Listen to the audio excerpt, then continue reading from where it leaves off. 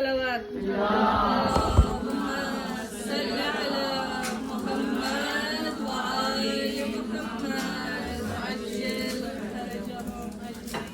अस्सलामु अलैकुम वरहमतुल्लाहि वबरकातुहू।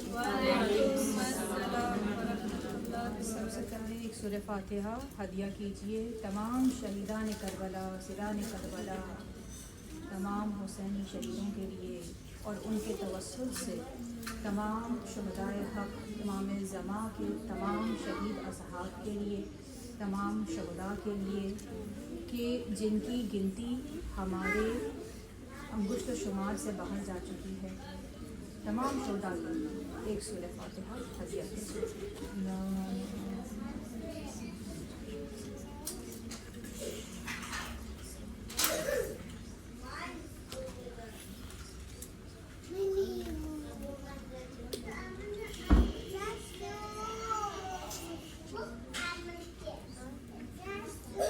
अऊज़ु बिल्लाहि मिनश्शैतानिर्रजीम।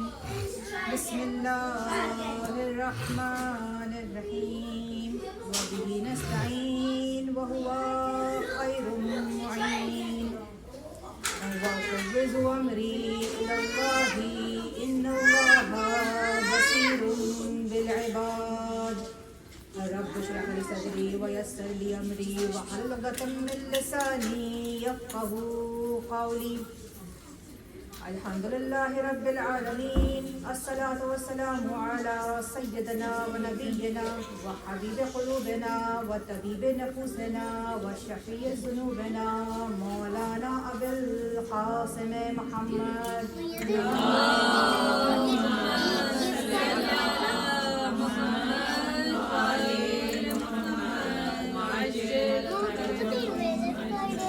वस्सलातु वस्सलामु अला अमीरुल मुमिनीन इमामुल मुत्तक़ीन अली इब्न अबी तालिब।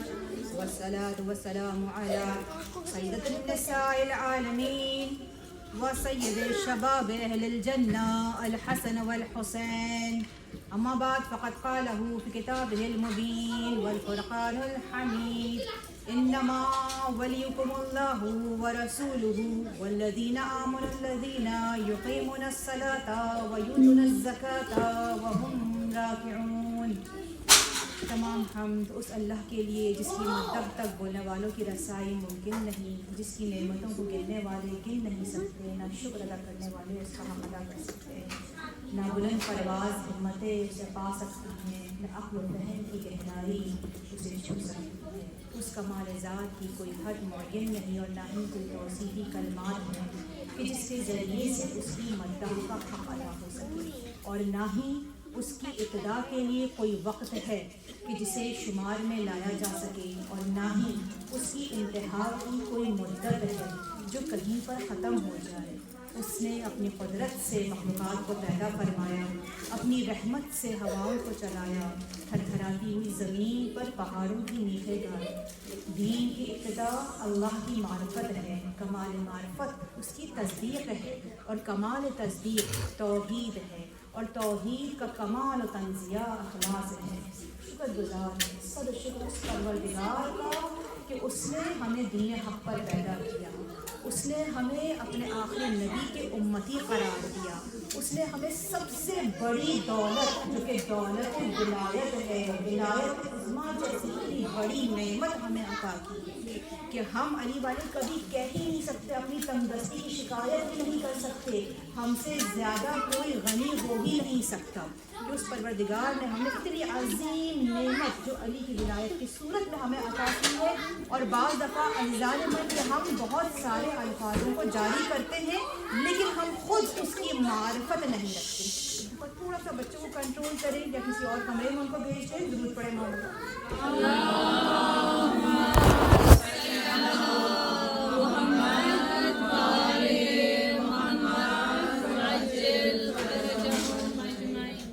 कैसा ज़माना है यानी जहाँ पर अल्फाज अब कम पड़ गए हैं, अल्फाज नाकाफ़ी है اور بے ساختہ قرآن کی ایک ایک آیت جس کو کہا جائے کہ صدق اللہ العظیم کہ خدایا تو نے سچ فرمایا.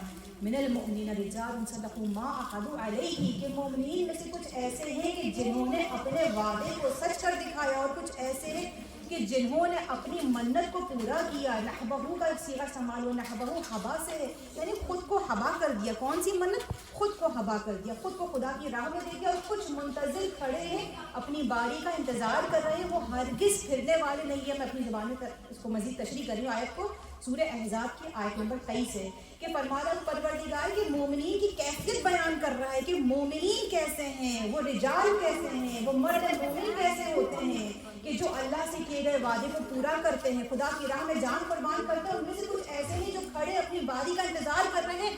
وما بدلوا تبدیلا کہ ہرگز وہ اپنے کہے سے پلٹیں گے نہیں, تبدیل نہیں ہوں گے. جو انہوں نے کہا ہے جس راہ پہ کھڑے ہیں اسی راہ پر قائم رہیں گے. اور سبحان اللہ, اللہ کا کتنا شکر ادا کرنا چاہیے کہ ہمیں اس نے کتنے عظیم دور میں پیدا کیا ہے. ہم کیا کیا کچھ اپنی کھلی آنکھوں سے دیکھ رہے ہیں. گویا اگر یہ کہا جائے کہ ہم معجزات دیکھ رہے ہیں, ہم معجزائے الہی دیکھ رہے ہیں. معجزہ کس سے ہے؟ عاجز ہو جانے سے ہے. یعنی باطل عاجز ہو گیا ہے خدائی قوت کے آگے. ہم خدا کا معجزہ دیکھ رہے ہیں. ہم خود اس قوم کو اپنی آنکھوں سے دیکھ رہے ہیں کہ جس کے لیے امام صادق علیہ السلام نے جب ذکر کرتے تھے, امام وقت یا صحابہ درود بھیجیں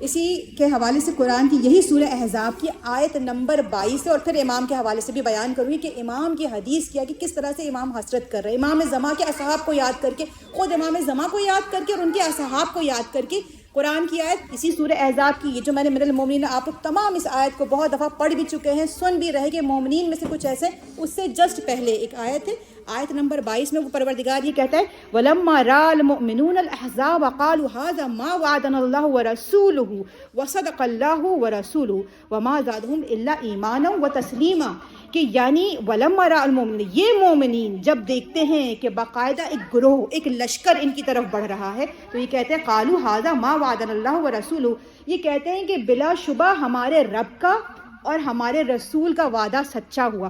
وصدق اللہ ورسولہ, اور وہ خدا سچا ہے, اس کا رسول سچا ہے. اور یہ سب کچھ دیکھ کے کمزور نہیں پڑتے.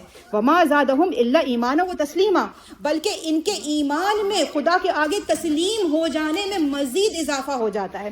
قرآن کس قدر ہمارے لیے ہدایت ہے, ایک معجز نما شے خود ہمارے گھروں میں موجود ہے. انشاءاللہ اس آیت کا ایک اور ایک چھوٹا سا, مطلب میں اپنے آپ کو چھوٹا کہہ رہی ہوں کہ جو خود میرے ساتھ پیش آیا, لیکن قرآن کا معجزہ ہے جو ہمیشہ باقی رہے گا, جو ہمیشہ جاری و ساری رہے گا. وہ بھی میں آپ کے سامنے بیان کروں گی آگے انشاءاللہ مجلس میں.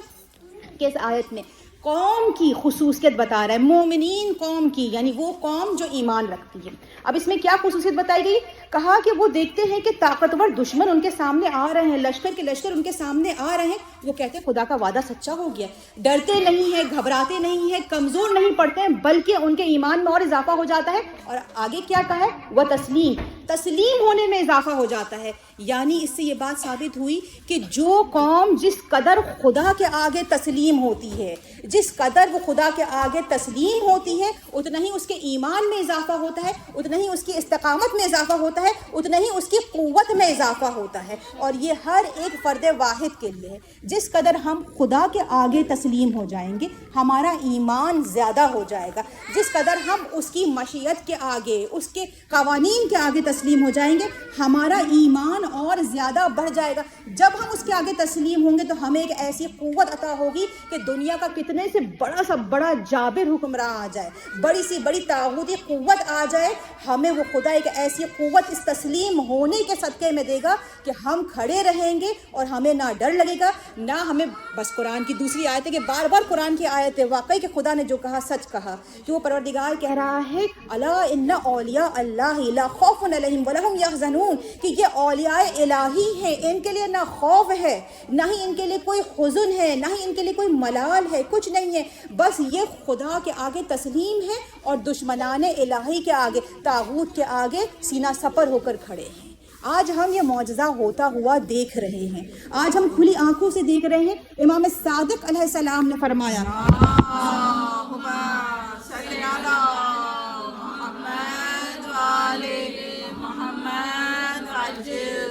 فرجعهم أجمعين.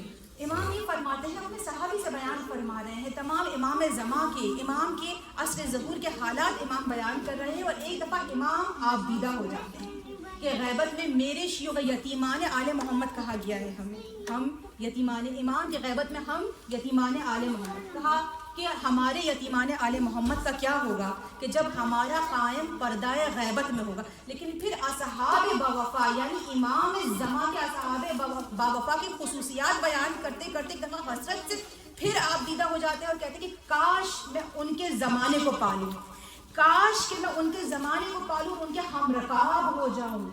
اذان من یہ کتنا بڑا اعزاز ہے کہ آپ دیکھیں امام زماں کا صحابی ہونا. ہم جب کبھی مجلس میں یہ بیان کرتے ہیں کہ آپ کو ایسا نسخہ بتائیں، مثلا میں ایک واٹس ایپ کے آج کل اسٹیٹس بہت زیادہ دیکھے جا رہے ہیں کہ اسٹیٹس پہ میں یہ دیکھ رہی تھی کہ اگر آپ بیمار ہو جائیں تو امام کے کسی صحابی شاید زہیر ابن قین کا ذکر ہوتا ہے یا جناب ابو ذر کا ذکر ہوتا ہے، جناب ابو ذر کا ذکر ہوتا ہے کہ آپ اگر ان سے منت مان لیں کہ میں آج روزہ رکھتی ہوں، آپ مجھے آ کر کے میری بیماری کا، میں نے اس کو کہیں پڑھا نہیں ہے، میں واٹس ایپ اسٹیٹس کی بات کر رہی ہوں، کیا میں بیمار ہو جائے تو منت مان لیں، روزہ رکھیں اور کہیں کہ جناب ابو ذر مجھے آ کر کے اس بیماری کی شفا کی دوا بتائیں، تو وہ آپ کو خواب میں آ کر کے بیماری کی شفا کی دوا بتائیں گے. اور دیکھیے کہ تمام جتنے بھی اصحاب باوفا ہیں کہ جن کا مقام صرف اتنا نہیں ہے کہ اہل بیت کی خاطر انہوں نے خدا سے ایک تجارت کی ہے، بہت ہی خوبصورت تجارت ہے، ایک ایسی شے کے بدلے میں، اپنی جان کے بدلے میں جو کہ فانی ہے، اپنی جان کے بدلے میں کیا لیا، خدا کی رضا حاصل کر لی ہے، ہمیشہ کی زندگی حاصل کر لی ہے. تو ایسے لوگوں کے ساتھ اگر آپ متوسل ہوتے ہیں تو اس میں کوئی حرج نہیں ہے. ہم ایسی باتیں سنتے ہیں تو ہم فوراً منتیں ماننا شروع کر دیتے ہیں کہ امام کے صحابی جناب ابو ذر رضی اللہ کے صحابی ہیں اور مولا علی کے بھی صحابی ہیں، تو امام کے صحابی جو ہیں، جو رسول خدا کے صحابی ہیں، ہم فوراً یقین آ جاتا ہے، ہم ان کی عظمت کے قائل ہو جاتے ہیں. ہمارا مسئلہ کیا ہے؟ ہمارا مسئلہ یہ ہے کہ ہم جو پیچھے گزر گئے ہیں ہم ان کو یاد کرتے ہیں اور ہم ان کی عظمتوں کے قائل ہو جاتے ہیں، اور جو ابھی آگے آئے گا ہم اس کا انتظار کرتے ہیں. لیکن جو آج اس وقت ہمارے درمیان موجود ہے ہم اس کی معرفت نہیں، ہم اس کی قدر نہیں کرتے. جب ہمارے درمیان جب وہ گزر جاتا ہے تب ہمیں احساس ہوتا ہے کہ ہم نے کیا گوہر نایاب کھویا ہے. اس چھوٹے سے جو بھی میں نے آپ کے سامنے بیان کیا، جناب ابو ذر سے متوسل ہوتے ہیں اور بیماری کے لیے شفا کے لیے جو نسخہ بتایا کہ میں نے آپ کو بتایا کہ میں نے کسی کتاب میں نہیں پڑھا، لیکن اس کے اوپر فوراً لوگ عمل کرنا شروع کر دیتے ہیں کہ وہ امام کے صحابی، کیا آج ہمارے وقت کا امام تنہا ہے؟ کیا ان کے لیے کوئی صحابی نہیں ہے؟ کیا امام زماں کا کوئی صحابی نہیں؟ اور اگر امام زماں کے اصحاب ہیں تو کیا ان کی عظمت نہیں ہے؟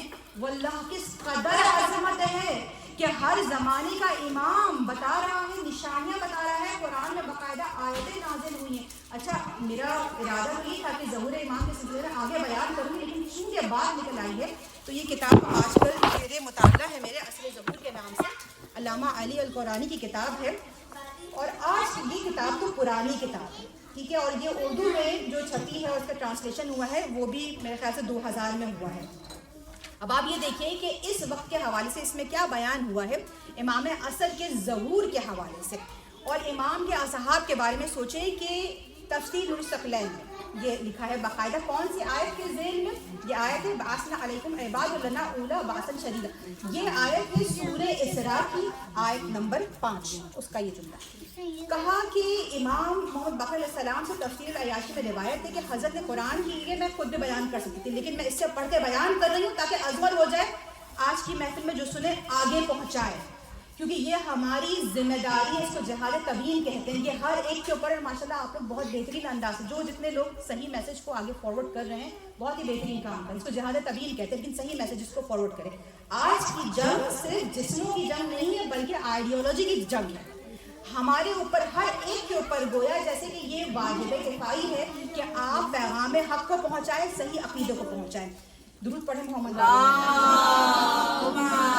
صلی علی محمد وعلی محمد وعجل فرجهم اجمعین. امام محمد باقر علیہ السلام سے تفسیر العیاشی میں روایت ہے کہ حضرت نے قرآن کی باسن شدید، آپ نے فرمایا اس سے مراد حضرت قائم علیہ السلام اور ان کے اصحاب ہیں جو کہ بہت ہی سخت گیر ہوں گے دشمنوں پر.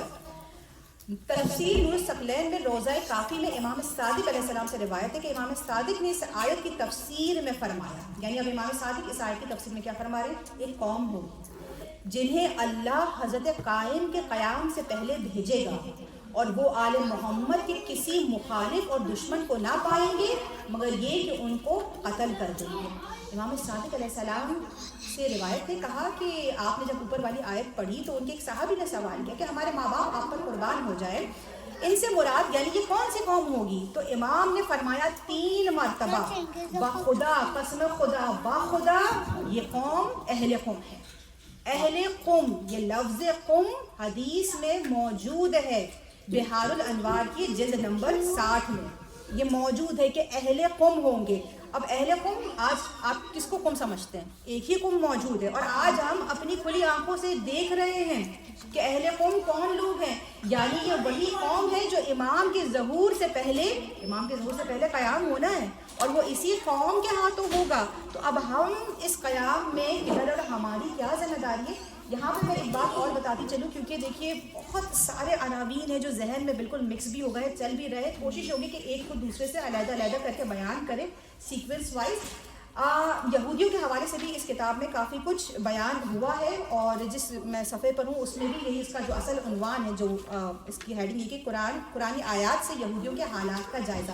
سورہ اسراء، جسے سورہ بنی اسرائیل بھی کہا جاتا ہے، اس کی شروع کی کچھ 5-6 آیتیں، 7 آیتیں، اس کو ضرور آپ لوگ جا کے پڑھیے گا، اور اس میں یہودیوں کے حالات بتائے گئے ہیں۔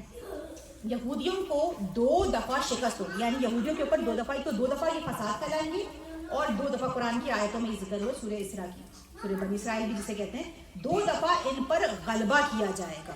اچھا، اس غلبے کے حوالے سے کہا جاتا ہے کہ تاریخ میں یہ غلبہ ہو چکا ہے، ایک دفعہ بخت نصر نے جب حملہ کیا تھا، اور ایک دفعہ جب قیصر روم نے حملہ کیا تھا، مگر بات یہ ہے کہ خدا نے اس کو اپنا عذاب کہا ہے، اور اگر خدا کا عذاب کسی قوم پر نازل ہوتا ہے تو کیا وہ قوم بچتی ہے؟ اگر وہ قوم آج ہمیں نظر آ رہی ہے اس طرح سے سرکش ہمارے سامنے، تو اس کا مطلب یہ ہے کہ خدا نے جس عذاب کا ذکر کیا جو اس قوم پر وہ نازل کرے گا، وہ ابھی وعدہ باقی رہتا ہے۔ اس کے بارے میں یہ عالم دین لکھتے ہیں کہ پہلا غلبہ اسی اہل قوم کے ہاتھوں ہوگا، اس کے بعد دوبارہ یہ قوم قابض ہو جائے گی، اس کے بعد یعنی قابض نہیں ہوگی لیکن پھر بھی ان کی حکومت ایک طرح سے رہے گی کمزور۔ ایک دفعہ یہ قوم پسپا ہو جائے گی، اس کے پسپا ہونے کے بعد یہ قوم پھر بھی باقی رہے گی، یہاں تک کہ امام زماں کا ظہور ہوگا، اور یہ دوسرا غلبہ ہوگا۔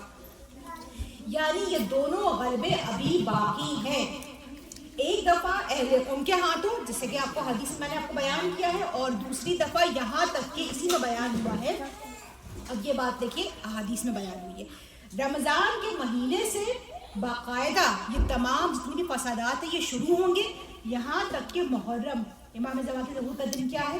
10 محرم، یہاں تک کہ امام ظہور فرمائیں گے اور اس قیام کو اپنے انجام تک پہنچائیں گے۔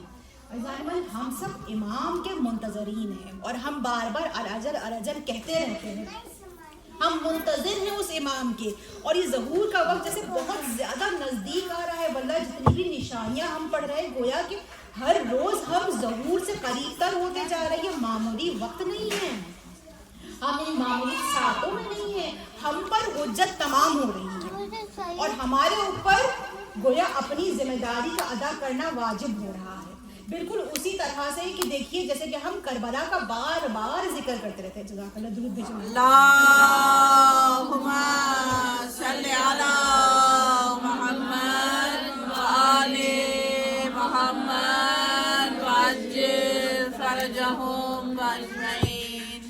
بار بار ہم نے 1400 سال سے ہم ذکر کر رہے ہیں، ہم نے کربلا کا ذکر کیا، یہ بار بار جو ہم کربلا کا ذکر کرتے ہیں گویا ہم ذکر نہیں کر رہے ہیں، کربلا خود ذکر کر رہی ہے۔ کربلا چیخ چیخ کر ہمیں پکار رہی ہے، کربلا ہم تک پہنچی، لیکن ہم میں سے کتنے کربلا تک آج پہنچے ہیں؟ یہ اس لیے ہے ذکر تاکہ ہم بھی کربلا تک پہنچ جائیں، آنے والی کربلا کے لیے تیار ہو جائیں، آنے سوچیں، یعنی لوگ کس طرح سے سوچتے ہیں، کیا کنفیوژن سے۔ ایک تو یہ کہ لوگوں کا ایسا سوچنا کہ جب امام کا ظہور ہوگا تب ہم حاضر ہو جائیں گے۔ ایک بات کو یاد رکھیے کہ جو شخص جس نے کامیاب ہونا ہے، جس نے امام کا ناصر بننا ہے، وہ امام کی غیبت میں بھی امام کی نصرت کرتے ہوئے شہادت کی موت پائے گا، وہ کامیاب ہو جائے گا۔ جس نے کامیاب ہونا ہے وہ امام کی غیبت میں بھی کامیاب ہوگا، اور جس نے ناکام ہونا ہے وہ ظہور کے بعد بھی ناکام ہو جائے گا۔ ایسا نہیں ہوگا کہ ظہور کے بعد اچانک سے جسم کے اندر کوئی طلسم پڑھ کے پھونک دیا جائے گا اور انسان کھڑا ہو جائے گا اور میدان کارزار میں حاضر ہو جائے گا۔ خود اپنے آپ کو آزما کر دیکھیے، چھوٹے چھوٹے میدانوں میں آزما کر دیکھیے، چھوٹے چھوٹے پروٹیسٹ میں جا کر کے آزما کے دیکھیے کہ کیسی ہماری حالت ہو جاتی ہے۔ کبھی ہم چہرہ بھی چھپاتے ہیں، کبھی ہم آواز بھی بلند کرنے سے ڈر جاتے ہیں۔ یہ ہماری اندر کی کیفیت ہوتی ہے جو خاص موقع پہ سامنے آتی ہے۔ اور آپ دیکھیے آیت اللہ جوادی عاملی کا ایک، کیونکہ ابھی تو جہاد طویل چل رہا ہے ماشاءاللہ سے، جوادی عاملی کا ہی ایک پورا بلاگ تھا، اس میں انہوں نے لکھا ہے کہ یہ وقت بہت ہی خاص ہے، آنے والا محرم بھی بہت ہی زیادہ خاص ہے، بہت زیادہ تیزی سے چھٹائی ہو رہی ہے، یعنی سلیکشنز ہو رہے ہیں، بہت ہی تیزی سے سلیکشن ہو رہے ہیں، اور اس سلیکشن کے لیے ہم سب خود اپنے لیے اپنے اندر ایک سیلف ریفلیکشن کے طور سے دیکھیں کہ کیا معیار کیا ہے، یعنی جب ہمیں کوئی ایسا موقع سامنے آتا ہے ہمارا عکس العمل کیا ہے، ہم کس طرح سے اس موقع کے اوپر بہیو کر رہے ہیں، ہمارا عمل کیا ہے، خود اپنے آپ کو ٹٹولیں، کیونکہ انہوں نے کہا کہ یہ وقت ایسا ہے ہر انسان کے اندر کی کمزوری باہر آ جائے گی، اس نے اپنے اندر اتنے عرصے سے اتنے سالوں سے کیا پالا ہے، کون سا بت اپنے اندر پالا ہے، وہ سامنے آ جائے گا، اس کی کمزوری سامنے آ جائے گی۔ تو لہٰذا اپنے آپ کو اس وقت اس آزمائش کے دور میں خود پرکھیں اور ٹٹولے، اور کربلا صرف اس لیے نہیں کہ ذکر کر دیا جائے اور ہم سن لیں اور ہماری مجلس میں لوگ آ جائیں، یعنی کربلا یہ رسم نہیں ہے، یہ بزم نہیں ہے، یہ رزم ہے، بلکہ یہ جنگ ہے۔ کربلا جب ہم کہیں تو نہ یہ رسم ہے، نہ یہ بزم ہے، یہ رزم ہے، یہ جنگ ہے، یہ حق و باطل کی جنگ ہے۔ ہم بار بار جب ذکر کربلا کرتے ہیں تو گویا ہم خود کو حق و باطل کے میدان میں کھڑا کر رہے ہیں، خود کو لا کر کے۔ اس وقت ہم اس میدان میں موجود ہیں، تو خود اپنا محاسبہ کریں ہم کیا کر رہے ہیں اس وقت، کس طرح سے ہمارا عکس العمل کیا ہے، کیونکہ جب ہم کربلا کا ذکر کرتے ہیں تو ہم اور آپ کس قدر ازبر ہے کوفیوں کا ایک کردار۔ کوفی کون تھے کہ جنہوں نے دبا دیا امام حسین کو، جنہوں نے غداری کی بلایا اور ساتھ نہیں دیا، لیکن جس وقت کربلا رونما ہو رہی تھی یہ کوفی نہیں جانتے تھے کہ اس وقت، یعنی اس طرح سے ہم مستقل دیکھ رہے ہیں اپنے موبائلز میں، اپنے گیجٹ میں ہم دیکھ رہے ہیں کیا ہو رہا، حالات ہے حاضر فوراً ہماری آنکھوں کے سامنے ہیں، لیکن اس وقت ان کی آنکھوں کے سامنے نہیں تھا۔ یعنی ایک بہت بڑی جنگ، تاریخ انسانیت کی بہت بڑی جنگ، ایک بہت بڑا مارکا، لا یومک یومک یا ابا عبداللہ، آج تک ایسے ہمیشہ ایسے ہی رہے گا کہ امام حسین کے دن سے بڑا کوئی دن نہیں ہے۔ وہ دن رونما ہو رہا تھا، لیکن کوفی نہیں جانتے تھے اس دن، لیکن ان کو یہ پتا تھا کہ ہم نے دبا دیا ہے، لیکن وہ اس کو دیکھ نہیں سکتے تھے، لیکن اس کے باوجود بھی ان کی یہ غفلت، ان کی یہ غداری، ان کا یہ خاموش رہنا، ان کا یہ عکس العمل کہ جناب زینب جب کوفہ پہنچتی ہیں تو ان کو مخاطب کر کے کیا کہتی، تم رو رہے ہو، تم ہمیشہ روتے رہو، غدار کہا کہ تم غدار ہو، تم نے ہمارے ساتھ غداری کی ہے، تم نے ہمیں دھوکہ دیا ہے، اے اہل غدر کہہ کے پکارتی ہیں بیوی، ان کو ان کا ریفلیکشن دکھا رہی ہیں کہ یہ تمہارا عکس ہے، یہ عمل تم نے کیا ہے۔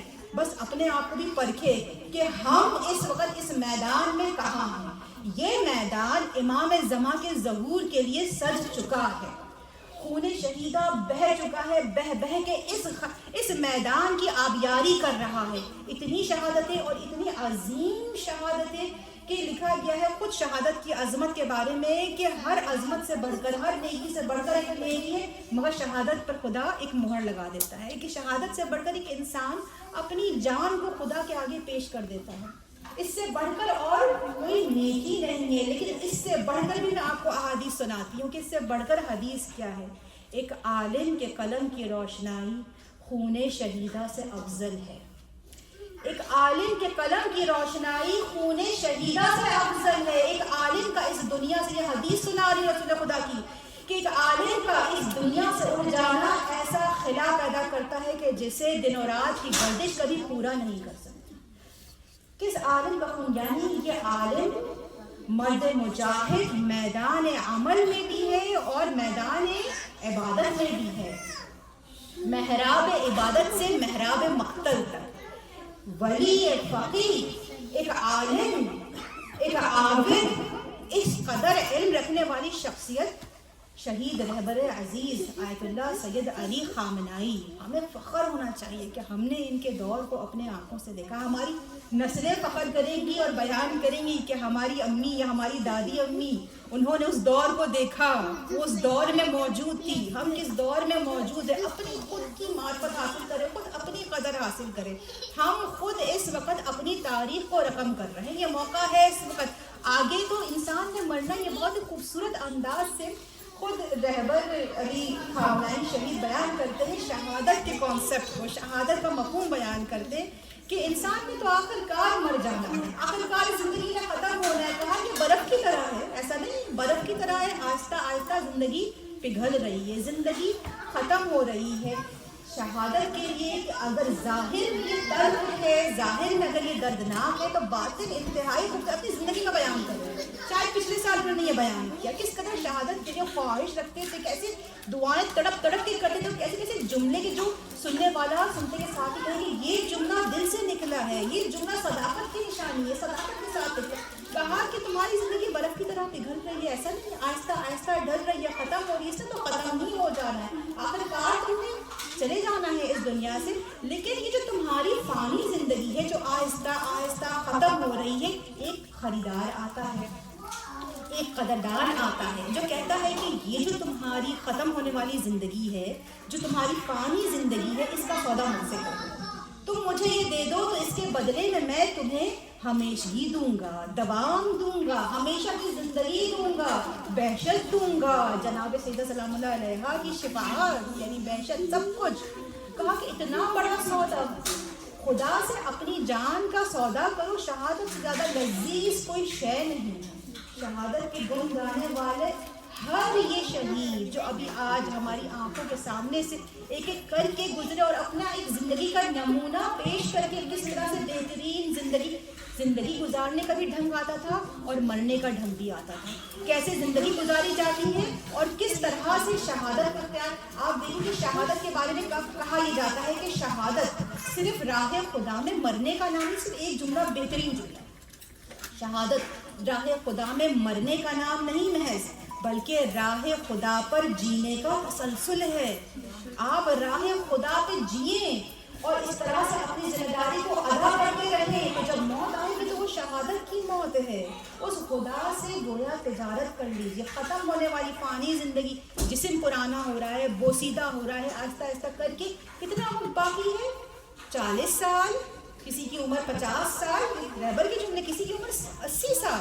لیکن آخر کار اس نے ختم ہو جانا ہے. اور پھر آگے مزید میں اس کو دوام دوں گی رہبر کبیر آیت اللہ خمینی کے جملوں سے کہ وہ شہادت کے بارے میں کتنا خوبصورت ہے، بالکل ہی کوئی ڈر خوف ہی نہیں، اور اسی طریقے سے اپنے قوم کی تربیت کی. اسی لیے آج ہم یہ دیکھتے ہیں کہ اس قوم کی مائیں، بچے، بڑے بوڑھے، اس قوم کی بیٹیاں تک سڑکوں پر موجود ہے. علم عباس میں، علم عباس، خدا کا احسان ہے کہ اس خدا نے ہمیں کتنے بہترین مسلک پہ پیدا کیا کہ یعنی ہمیں یہ نہیں کہا کہ علم صرف پکڑے گا تو مرد پکڑے گا. ہمارے سامنے جناب زینب کی مثال موجود ہے کہ زینب علمدار ہے، عباس جیسے مولا عباس علمدار ہے، ویسے ہی زینب ہیں کہ بعد عباس بن گئی عباس بی بی زینب. ہمیں بی بی زینب نے علم برداری یعنی علم اٹھا کر بتایا کہ کوئی تفریق نہیں، چاہے مرد ہو چاہے عورت ہو، کوئی تفریق نہیں ہے. تم بھی علم بردار ہو، علم اٹھاؤ، آگے بڑھو، علم کو نیچے نہ گرنے.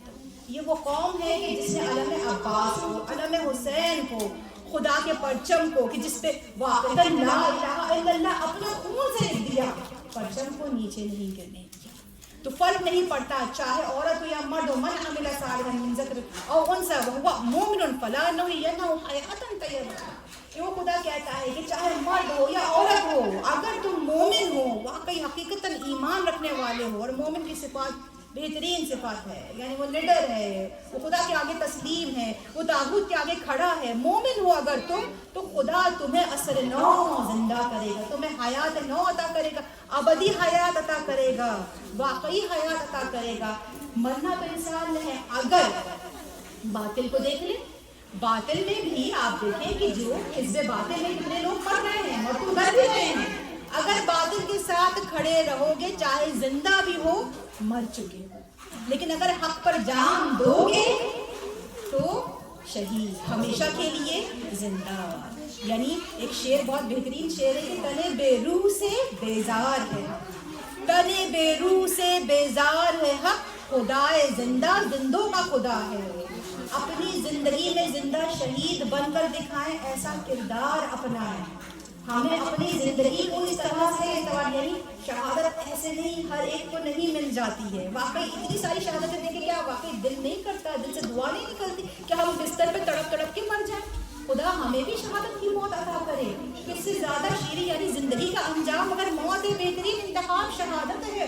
ہمیں چاہیے کہ بہت ہی بہترین جملے اور کتنے عام جملے لیکن کتنے زیادہ اثر انگیز ماں ملت حسینی، ماں ملت شہادتی، کہ ہم ملت حسینی ہیں، ہم ملت شہادت، یعنی ہم شہادت کے مکتب والے لوگ ہیں، مکتب شہادت سے ہمارا تعلق ہے. تو ہمیں چاہیے کہ ہم دعا کریں. ان لوگوں نے دعائیں کی ہیں، نماز تہجد میں دعائیں کی ہیں. لیکن دیکھیے کہ شہید بننے کے لیے یعنی شہید ہونے کے لیے زندگی میں شہید بننا پڑتا ہے، ایسا کردار ہونا چاہیے. آپ لوگوں کے لیے ایک حدیث میں لے کر آئی ہوں منتخب کر کے کہ کیا وہ نکات ہوں کہ جن پر عمل کر کے ہم اپنی زندگی کو اس انداز سے گزارے کہ ہم اس مقصد کو پالیں. انسان کی خواہشات بہت ہوتی ہیں، بہت ساری ڈیزائرز ہوتی ہیں. یہ ہمیشہ یاد رکھیے گا، خواہشات پوری نہیں ہوتی ہیں، ڈیزائرز پوری نہیں ہوتی ہیں. ایک خواہش کے بعد دوسری خواہش ہوتی ہے. لیکن اگر انسان مقصد رکھے اور مقصد پہ چلے تو مقصد پورا ہو سکتا ہے. کم از کم ہر شخص، ہر فرد واحد کی زندگی کا مقصد پورا ہو سکتا ہے. لہٰذا خواہشات نہیں، مقصد رکھیے، اپنی زندگی کا ہدف رکھیے، اپنی زندگی کو باہدف بنائیے. امام صادق علیہ السلام کی حدیث سے درود پڑھیں محمد اللہم صلی علی محمد وآل محمد وعجل فرجہم اجمعین. امام صادق علیہ السلام کی حدیث ہے کہ اللہ کچھ گروہ پر فخر و مباحت رکھتا ہے، فخر کرتا ہے، فرشتوں کے آگے فخر کرتا ہے کچھ گروہوں پر. وہ گروہ کون کون ہے؟ کہا کہ پہلا گروہ وہ ہے وہ فقیر جو اپنی دین کو دنیا کی خاطر نہیں بیچتے. یعنی فقیر ہیں، غریب ہیں، نادار ہیں، لیکن اپنا دین دنیا کی خاطر نہیں بیچتے. دوسرے وہ دولت مند کہ جو محتاجوں کی مدد کرنے کے لیے بخل نہیں کرتے اور نہ ہی احسان جتلاتے ہیں. پھر کہا کہ تیسرے وہ لوگ جو راہ خدا میں جہاد کرتے ہیں. چوتھے وہ لوگ جو تنہائی میں پروردگار کو یاد کرتے ہیں، اس پروردگار سے ارتباط قائم کرتے ہیں، تنہائی میں اس پروردگار کے لیے آنسو بہاتے ہیں، اس پروردگار سے منسلک ہوتے ہیں. کہا کہ خدا ان گروہوں پر فخر و مباحت کرتا ہے. تو دیکھیے پہلا گروہ کون سا ہے؟ وہ لوگ کہ جن کے پاس نہیں ہے. انتم الفقراء الی اللہ، ہم سب اللہ کے فقیر ہیں. وہ فقیر کہ جو اپنی دین کو دنیا کے خاطر نہیں بیچتا، سودا نہیں کرتا کہ ٹھیک ہے میری دنیا میں مجھے کچھ فائدہ حاصل ہو جائے اور دین کو بیچ دے. یہ ہم سب کے لیے بہت ضروری ہے. آج کی ہماری ذمہ داری ہے کہ ہم اپنی دنیا کے منافع کے خاطر، دنیا کے فائدے کے خاطر اپنے دین کا سودا نہیں کریں. کیونکہ ہمارے لیے کیا کہا ہے؟ امام علی علیہ السلام نے کہا ہے کہ دیکھو تمہاری جان قیمتی ہے، تمہاری صحت قیمتی ہے، اپنی دولت دے کر کے اپنی جان بچاؤ. لیکن تمہارا ایمان سب سے زیادہ قیمتی ہے، اپنی جان دے کر کے اپنا ایمان بچاؤ. لہذا ہم اپنے دین کا سودا نہیں کریں گے. ذمہ داری کے ساتھ اپنی زندگی کو گزارنا ہے. کس طرح سے؟ دیکھیے ہمیشہ اس بات کو یاد رکھیے گا، جتنے بھی جذبات ابھر کر آ جائیں، لیکن جذبات آپ کو محرک کرتے ہیں، ڈائریکشن نہیں دیتے. ڈائریکشن علم کے ذریعے سے ملتی ہے. اپنے علم میں اضافہ کریں. اور آگے ہی جس گروہ کے اوپر خدا فخر و بات کر رہا ہے وہ کیا ہے کہ جو خدا سے ارتباط قائم کرتے ہیں اور خلوت میں اس پروردگار کے لیے آنسو بہاتے ہیں. تو یعنی اگر خدا سے ارتباط تو یعنی انس بقرآن، قرآن سے تعلق کو قائم کیجیے. اور قرآن سے تعلق کو قائم کرنا گویا ہدایت کے دریچے ہمارے سامنے کھل گئے. لہٰذا علم سے بے نیاز نہیں ہونا ہے. قرآن اور اہل بیت کو تھام لیجیے، اس دامن کو تھام لیجیے اور اپنے علم میں اضافہ کیجیے. علم کے ذریعے سے آپ کو ڈائریکشن ملتی ہے. اب میں نے آپ سے یہ بیان کیا تھا کہ اس آیت کے حوالے سے میں ایک چھوٹا سا قرآن کا موضوع بہت بڑا موضوع ہے لیکن میں خود کو چھوٹا کہہ رہی ہوں کہ جس روز یہ بات ہوئی تھی کہ امریکہ نے الٹیمیٹم دیا ہے اور وہ حملہ کرے گا، تو یہ تمام قوم، یہ ایرانی قوم جو ہمارا فخر ہے، جو تشیعوں کا فخر ہے، آج تو ہر غیر تشیع بھی آ کر کے اٹھ کے کہتا ہے کہ ہاں یہ ہم ہیں، ہم مسلمان ہیں. انہیں اون کرتا ہے، خود کو ان سے منسلک کرتا ہے, ایسوسیشن دکھاتا ہے. کیونکہ آج ہم ہر طرف کس کا بول بالا دیکھ رہے ہیں. کوئی اسلام کا نام لے اور کسی مسلمان قوم کی مثال دے کہ جو تاغوت کے آگے کھڑا ہے, تو ہم صرف اہل تشیع, ہمارا فخر ہے, یہ ہمارا سر فخر سے بلند ہے. امام خمینی نے, رہبر کبیر خمینی نے نہ صرف یہ کہ کتابوں میں بند رکھی ہوئی جتنی بھی باتیں اور مجلسوں میں صرف زبان سے ادا کیے جانے والے جملے اور کربلا, نہ صرف یہ کہ وہ صرف الفاظ, نہ صرف یہ کہ کتابوں میں بند پڑی ہوئی باتیں کتابوں میں رہیں, کہا کہ اگر حقیقی دنیا میں نافذ کر دیا, یعنی تھیوری کو پریکٹیکل بنا دیا. ہمیں کتنا شکر گزار ہونا چاہیے جب یہ قوم سینہ سپر ہو کر کے اتنی دھمکیوں کے باوجود بھی, ابھی ہم ہر روز خبریں دیکھ رہے ہیں, اتنی دھمکیوں کے باوجود بھی آ کر کے کھڑی ہو جاتی ہے اسی برج کے اوپر کھڑے اپنے بچوں کے ساتھ, دودھ پیتے بچوں کے ساتھ آ کر کے, چھوٹے چھوٹے بچے معصوم گود میں لے کر کے. یہ کتنی بڑی قوت, نہ صرف چھوٹے بچے بلکہ بزرگ بھی, اتنے بزرگ اتنے بڑے لوگ. ہم بعض دفعہ عذر پیش کرتے ہیں کہ فلاں عذر ہے, مجلس میں نہیں جا سکتے, فلاں مسئلہ ہے یہاں نہیں آ سکتے, میدان میں نہیں حاضر ہو سکتے ہیں, پروٹیسٹ میں نہیں جا سکتے. اتنی ضعیف وہ عورت کہ جس سے کھڑا بھی نہیں ہوا جا رہا سیدھا. اور اس کو جب پوچھا گیا کہ آپ یہاں پر کیا کر رہے ہیں, کہا کہ میں میدان کو خالی نہیں چھوڑنا چاہتی. بالکل جھکی ہوئی کمر, ایسے جھکی ہوئی کمر, اور لاٹھی سے چل کے میں میدان کو خالی نہیں چھوڑنا چاہتی. کہا کہ آپ کے آنے سے کیا ہوگا, کہتی ہے کہ دشمن ڈرے گا. کہا کہ آپ کے آنے سے دشمن ڈرے گا. کہا ہاں, میرے آنے سے بھی دشمن ڈرے گا, ہم سب کے آنے سے دشمن ڈرے گا. یہ عزم, یہ ارادہ, کربلا کا ایک شہید انس بن حارث سب سے زیادہ جو بوڑھا شہید کربلا کا, کہ جنہوں نے اپنے ابرو جو ان کے بالکل نیچے آ گئے تھے بڑھاپے کی وجہ سے, اپنے ابرو میں رومال باندھا, اپنے کمر میں پٹکا باندھا, خود کو سیدھا کھڑا کیا کیونکہ امام حسین نے اجازت نہیں دی. دوبارہ سے آئے امام کے سامنے, کہا کہ مولا میں جوان ہو گیا ہوں, میں آپ پر قربان ہونا چاہتا ہوں. کربلا میں تو نہ بوڑھا نہ جوان نہ بچہ, بلکہ کربلا عزم و ارادے سے ہر شخص کو, ہر سن و عمر کے شخص کو زندہ رکھتی ہے. تو آپ یہ دیکھیں کہ یہ ایسی قوم ہے, جب یہ قوم میدان میں آئی اسی دن کی بات ہے, اور بات یہ کہ قرآن سے انس پیدا کرے, چاہے وقت نہ ملے. میں خود بھی بہت زیادہ مصروف رہتی ہوں, ضروری نہیں کہ پورا ایک سپارہ آپ ختم کر لیں ایک دن میں, لیکن کچھ آیات آپ یہ سوچیں کہ ٹھیک ہے میں 5 آیت پڑھ لوں, چل ٹھیک ہے 3 آیات پڑھ لوں. جب آپ کھولیں گے تو آپ چاہیں گے کہ آپ اور زیادہ پڑھ لیں. تو اسی طرح سے یہ ہوا.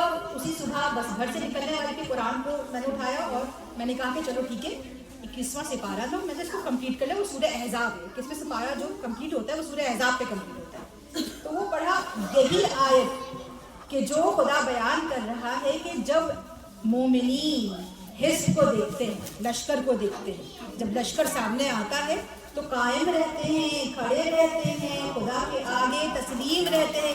میں حیران ہو گئی اس وقت یہ آیت پڑھ کے کہ قرآن کس طرح سے بیان کر رہا ہے, دور کیا آتا, کیسا اتفاق ہے.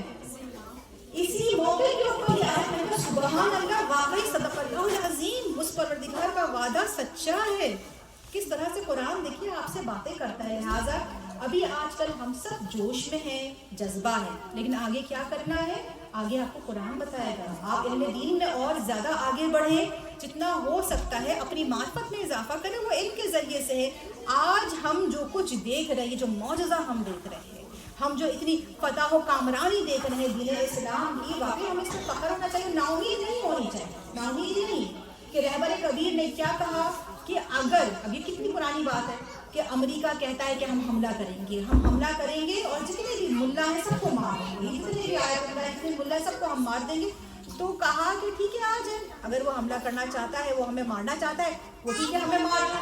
اگر ہم مر گئے, ہمارا جو مطلب ہے وہ شہادت کا مطلب ہے, ہمارا اصول وہی جو صدر اسلام کا ہے, یعنی رسول خدا کا, رسول خدا کا جو اصول ہے, صدر اسلام کا جو اصول ہے, وہ ہمارا اصول ہے کہ اگر دشمن ہمیں مارتا ہے تو ہم شہید ہو جاتے ہیں, ہم جنت میں پہنچ جاتے ہیں, ہم ایک اور بہتر جگہ پہ پہنچ جائیں گے. ہمیں ڈر کس چیز کا ہے, اور اگر ہم دشمن پر غالب آ جاتے ہیں تو ہم غازی ہیں, تب بھی جنت ہماری ہے.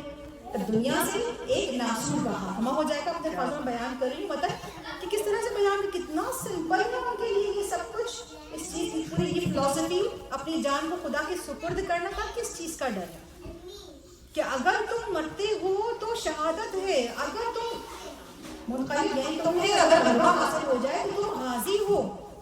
کس چیز کا ڈر ہے, اور پھر کس طرح سے کہا کہ یہی رہبر کبیر کے جملے ہیں، کہا کہ یہ جو طاغوت ہے، یہ جو امریکہ ہے، یہ اس وقت کتے کے مانند ہے، اور واقعی ایسا ہی ہے، کتے کے مانند ہے کہ تم اس سے جتنا زیادہ ڈر کے بھاگو گے یہ تمہارے پیچھے آئے گا، اور جتنا زیادہ اس کو پتھر مارو گے سامنے سے یہ بھاگے گا.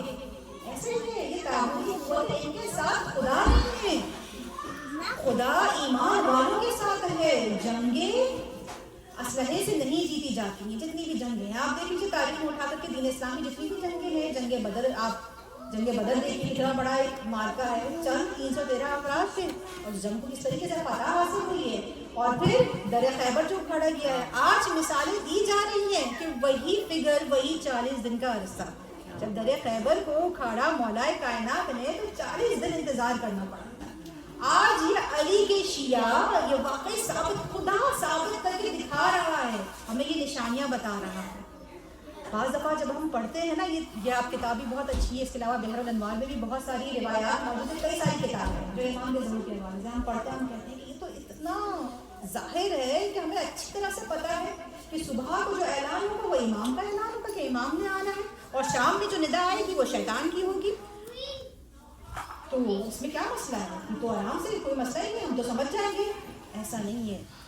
اگر ہم غافل ہیں، اگر ہمارا ایمان کمزور ہے، اگر ہمارا تزکیہ نہیں ہوا ہے، تو نہ ہم جاگیں گے اور نہ ہی ہم متوجہ ہوں گے. ہمیں لگے گا ابھی وہ وقت شاید آئے گا، جیسے کہ کوفیوں کو لگا تھا کہ شاید سب کچھ ٹھیک ہو جائے گا، کوئی مسئلہ نہیں ہے، کوئی مشکل نہیں. ان کو نہیں پتا تھا کہ ان کے اوپر کتنا بڑا امتحان گزرا ہے. یہ جو نہیں پتا ہونے کی کیفیت ہے، اس کو کیا کہتے ہیں؟ اس کو غفلت کہتے ہیں، اس کو غفلت کہتے ہیں. ہمارے گرد و نواح میں اتنے سارے واقعات ہو رہے ہیں کہ جو ہمیں بار بار جھنجھوڑ رہے ہیں، جگا رہے ہیں کہ غفلت سے بیدار ہو جاؤ اور اپنا محاسبہ کرو، خود کو دیکھو، پرکھو اور اپنی ذمہ داری کا احساس کرو. پھر میں نے جو حدیث اس کو میں کنٹینیو کروں گی کہ پھر کس گروہ کا ذکر ہوا؟ جہاد کرنے والوں کا ذکر ہو گیا. خدا جہاد کرنے والوں کے اوپر فخر و مباحت کرتا ہے. اور پھر کس کا ذکر کیا کہ خلوت کے اندر جو خدا کو یاد کرتا ہے. آخر ایک اور چیز ہے جو میں آپ کے سامنے بیان کروں گی، دولت مند جو اپنی دولت کو خدا کے حاضر یعنی خدا کے آگے پیش کرنے کے لیے بخل نہ کرے، یعنی حاجت مندوں کے آگے پیش کرنے کے لیے بخل نہ کرے. اب دیکھیں طرح طرح کا امتحان ہوتا ہے. جان تو سب سے بڑی چیز ہے. آپ یہ دیکھیں کہ یہ میدان تو سجا ہوا ہے، لوگ اپنی جانوں کے نذرانے پیش کر رہے ہیں. آپ خود اپنی آنکھوں سے دیکھ رہے ہیں کہ کیسی کیسی مائیں ہیں جو اپنی جوان بھی پیش کر رہی ہیں. ایک ماں کی جو کہتی ہے کہ میں نے امام ہشتم یعنی امام رضا علیہ السلام کے 8ویں امام ہیں، ان کے اوپر میں نے اپنے یہ 8 شہید دے دیے. ہمارے یہاں بعض مجالس وغیرہ میں، آپ لوگ کراچی سے پاکستان سے جو تعلق رکھتے ہیں تو آپ لوگ کو بھی اندازہ ہوگا کہ وہ مجالس میں بڑا اہتمام ہوتا ہے کہ اس کے اندر باقاعدہ 5 یہ گلاس، 12 یہ گلاس، اس پہ یہ نظر ہمارے یہاں اس طرح سے گنتی ہوتی ہے کہ 5 گلاس یہ شربت کا یہ ان کے نام ہے، 12 گلاس یہ شربت کا یہ ہمارے یہاں گلاس دیے جاتے ہیں. اور اس طرح سے ہمیں سکھایا جاتا ہے کہ دیکھو یہ اگر آج گلاس اور شربت دے رہے ہو تو کل کو قربانی بھی دے رہی. یہ کون اپنی اولادیں دے رہی ہے. امام 8 امام ہیں تو 8 امام کے لیے 8 اولادیں قربان ہو جاتی ہیں. اور آپ دیکھیے کہ کس قدر قوت کے ساتھ پھر بھی کھڑی ہے. ان کی آنکھوں میں آنسو نہیں ہے بلکہ دوسروں کو منع کر رہی ہے کہ تم گریہ نہ کرو، تم نہ رو. شہادت تو عظمت ہے، یہ خدا نے خدا کی طرف سے سعادت حاصل ہوئی ہے. اور آپ دیکھیں کہ ایک ایسی عورت بہت ہی جوان، وہ خاتون واقعی دل چاہ رہا ہے کہ اس کا ذکر کروں کیونکہ سب آنکھوں کے اندر، دل کے اندر ان کے تمام ان کا پورا خاکہ موجود ہے. یہ ہمارے سامنے زندہ کردار ہے. وہ کہتی ہے کہ میں بہت ہی کم سن شہید کی ماں ہوں. بیٹا کتنے سال کا گیا؟ 9 اور 11 سال کا. جناب زینب سلام اللہ علیہ جن کے عنوان محمد بھی اسی سنہ سے واقعی راہ زینبیہ پہ چلنے والی یہ خواتین کا 9 سال کا، 11 سال کا میرا بیٹا اور 34 سال کا شوہر. صرف 34 سال کی کہ وہ شہید کا، میں نے سب کچھ دے دیا خدا کی راہ. اور مجھے ان کا انتقام بھی نہیں چاہیے، میں ان کا انتقام نہیں چاہتی ہوں، مگر مجھے اپنے آغا کا انتقام چاہیے. یہ معرفت ہے، یہ معرفت ہے. اگر نائب امام کی معرفت نہیں ہے تو امام تک سلسلہ مکمل نہیں ہے. اور واقعی دامن وقت میں بہت ہی کم گنجائش نہیں رہی ہے. بہت سارے مطالب ہیں جو میں پیش کرنا چاہتی ہوں. دشمن کو اصل مسئلہ کس چیز سے ہے، کیوں حملہ ہو رہا ہے، کیا مسئلہ ہے، کیا پرابلم کیا ہے؟ پرابلم یہی نظام ولایت ہے، ولایت فقیہ ہے. یہ وہی نظام ہے کہ جس کے لیے جناب سیدہ ہر در پہ جا جا کر کھٹکھٹا رہی ہیں کہ آ کر علی کی ولایت کی گواہی دو. عزیزان من، یہ جو ولایت ہے نا یہ غیبت سے مشروط نہیں. کس نے کہا کہ اگر امام غیبت میں چلے گئے تو امام کی ولایت بھی غیبت میں چلی گئی؟ ہمارا وقت مولا غیبت میں گیا ہے، اس کی ولایت غیبت میں نہیں گئی ہے کہ اس کی ولایت کی کتاب کو سمیٹ کے بند کر کے ایک طرف کر دے کہ مولا تو غیبت میں ہے، اب ہم پر کچھ بھی نہیں عائد ہوتا، ہم پر کوئی واجب نہیں، کچھ نہیں ہے، نئے خدا کا قانون نافذ کرنا ہم پر واجب ہے. یہ کس نے کہا؟ لیکن آپ نے دیکھیں کہ مکتب فکر ہمارے درمیان موجود ہے. آپ تمام کے اوپر واقعی یہ واجب کفایہ ہے کہ آپ جہادی تبیین کریں، کانسیپٹس کو صحیح کریں، آئیڈیالوجیز کو صحیح کریں کہ امام کے غیبت میں جانے سے امام کی ولایت غیبت میں نہیں جاتی. امام کی ولایت موجود ہے ہمارے کندھوں پر، اور اس امام کی ولایت کے موجود ہونے کو اس کو عملی طور پر ظاہر کیا رہبر کبیر خامنۂ خمینی نے. کیا آپ دیکھیں کہ آیت اللہ خمینی نے ولایت فقیہ کے نظام کو ایسا نہیں کہ ایجاد کیا، یہ موجود تھا. بہت سارے فقیہ اس سے پہلے بھی بیان ہو چکے. ولایت فقیہ یعنی فقیہ کی ولایت مطلب یہ نہیں ہے کہ ایک فقیہ آ کر کے اپنی مرضی سے حکم چلائے گا.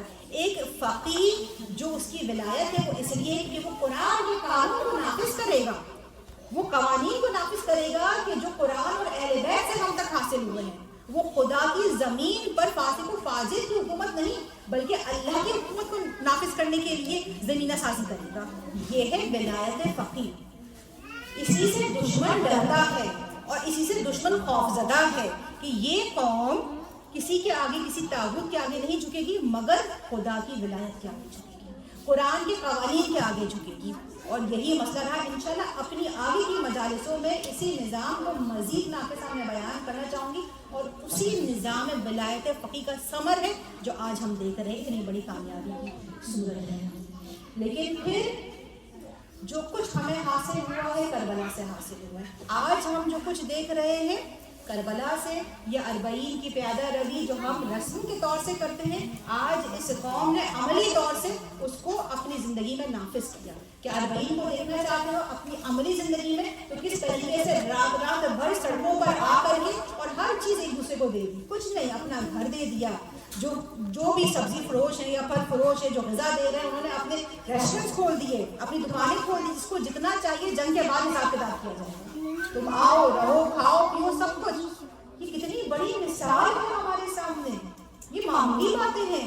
یہ ہمیں غفلت سے جگایا جا رہا ہے. مستقل ہمیں اور آپ کو اپنا احتساب کرنا ہے کہ ہم خود کہاں پر ہیں اس پورے مارکے میں، ہمارا کیا کردار ہے. ظالماً خدا فخر و مباحت کرتا ہے اس گروہ پر کہ جو دولت مند ہو، صاحب ثروت ہو اور محتاجوں کی مدد کرنے میں بخل نہ کرے. تو لہٰذا ہم نے آج ڈونیشن کا انتظام کیا ہے اور کچھ سووینئرز ہیں کہ جس کی کوئی قیمت نہیں ہے. یہ علم کے پٹکے ہیں، خریدے ہیں کہ جس پہ نام حسین کندہ ہے، کہ جس پہ نام عباس کندہ ہے. اس کی کوئی قیمت نہیں ہے، کوئی قیمت نہیں لگائی جائے گی. یہ تمام چیزیں ہیں آپ کے سامنے انشاءاللہ مجلس کے بعد آپ لوگ دیکھیے گا. اور جو ہو سکے آپ یہ خریدیں اور جو ہو سکے آپ دیں. تو وہ جو پیسہ ہوگا انشاءاللہ وہ ایران کو جائے گا، وہاں پر ہم ڈونیٹ کریں گے. ایک دفعہ درود بھیجیں محمد والے محمد.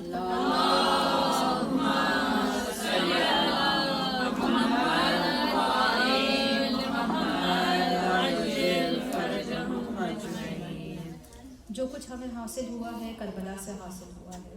اور دوسری قوت ہمارے پاس سب سے بڑی امید انتظار امام زمان ہے. آج کیونکہ رہبر عزیز شہید آیت اللہ علی خامنۂ کا چہلم ہے تو سوچا کس کے مسائل بیان کرنا. جب تک لاشیں کو دفن نہیں کیا جاتا سوگ بڑھتا نہیں ہے، سوگ ختم نہیں ہوتا.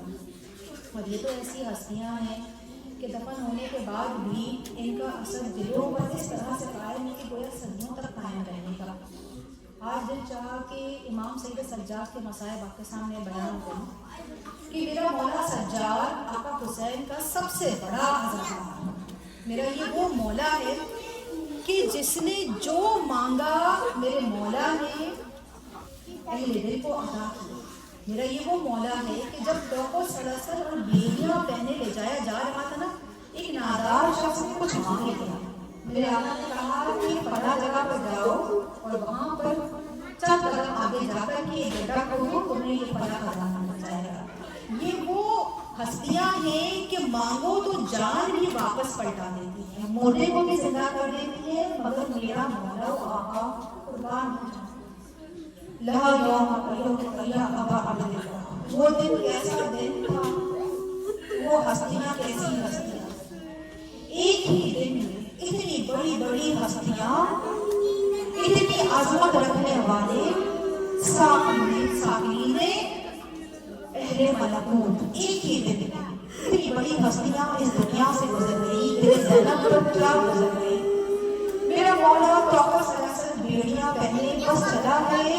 تاریخ میں کہیں نہیں لکھا کہ میرے آقا نے کچھ مانگا, سید سجاد نے کچھ نہیں مانگا, نہ پانی مانگا, نہ کھانا مانگا, نہ کہا کہ میری بیڑیاں کھول دو. لیکن میرا یہ سخی مولا ہر موڑ پر سواری کر دیا ایک چادر کا. واقعی آقا حسین کے دن کی جیسا دین کے لیے کیا قربان کیا جا سکتا ہے, لیکن آپ کو چادر ایسا اس سے بڑی قربانی اور کوئی قربانی نہیں ہے. میرا یہ مولا 36 سال تک خون کے آنسو روتا رہا, شام کر کے چادر سے روتا رہا. میرا یہ آقا, میرا یہ مولا, جب میرے مولا کا وقت آخر آیا نا سید سجاد کا, مولا باقر کو اپنے قریب بتایا, کہا کہ بیٹا باقر میرے قریب آؤ, کہا کہ اپنے آخری وقت میں بھی میں اپنے بابا کا آدھا لوں گا. باقر یہ مجھے تصائب کرنا چاہتا, کہا کہ بیٹا باقر جب تم کل بنا گئے تھے تو کتنے عمر کے تھے, کیا سال کے تھے, کہا کہ بابا 5 سال کا تھا, کہا کہ کچھ یاد ہے, کہا کہ ہاں بابا یاد ہے, کہا کہ بیان کروں کیا یاد ہے. اب میرے مولا باقر نے مسائل بیان کرنے شروع کیے. لیکن بابا میں نے دیکھا کہ کربلا میں دادا حسین ایک خون کی کڑی لا رہے ہیں, اسے کبھی بھی سے خون رس رہا ہے. میں نے دیکھا کہ میری ماں ہے جو سجدہ شکر میں ہے اور کہتی ہے کہ ہاں میرے ناصر کا لاشا آ گیا, اور دادا حسین نے رو کر اسے کبھی نہیں گولا کر دیتے. تمہاری تو قربانی سب سے زیادہ قبول ہوئی, یہ لاشا نہیں آیا, اور لاشے کے ٹکڑے ٹکڑے یہ کبھی نہیں آئی ہے. کہا میرے مولا نے کہا کہ کیا دیکھا بیٹا باقر, مولا باقر نے کہا کہ میں نے دیکھا کہ ایک دفعہ میرا دادا اور رب کو بیان نہ کرنے یہ تم کو روانہ کر چکا, اور میں نے دیکھا کہ دادا حسین یہ کبھی اٹھتے ہیں, یہ کبھی گرتے ہیں, یہ لاشا ہے یہ کمار, یہ میرے دادا حسین سے اٹھانا پڑے گا. دادی زینب آگے بڑھی, میرے ماما نے یہ کیا کیا, کہا بیٹا باقر اور کیا دیکھا, اور رو کر مولا باقر کہتے ہیں میں نے دیکھا چچا عباس جو پانی لینے گئے, جو پانی لینے گئے تو دادا حسین اپنی کمر پکڑ کے کہ عباس میرے چچا عباس واپس آئے, اور کیا دیکھا بیٹا باقر, میرا مولا باقر بڑا نکلتا, میں نے دیکھا کہ ایک دفعہ